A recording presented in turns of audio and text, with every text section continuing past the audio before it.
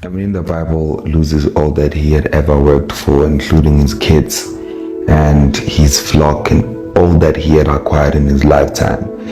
This is a story that most of us would relate to because life triggers us and life really tests us in so many ways that,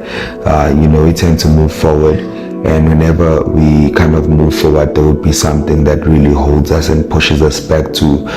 the position in which we started in, or even a much far more worse,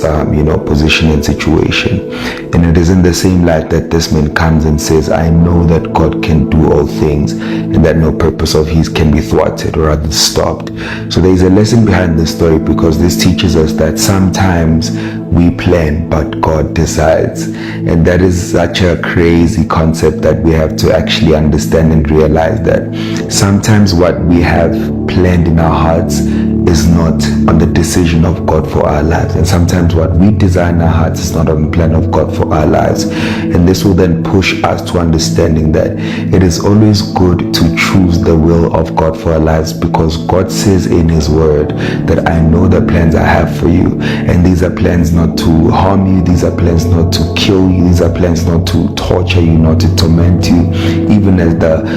modern day church would even put this. But God says I have plans to prosper you and plans to give you a better hope in the future. Sometimes God can even remove things in our lives that we have built and worked so hard to establish, mainly because they are not in his plan for our lives. So whenever you go through a situation where you realize that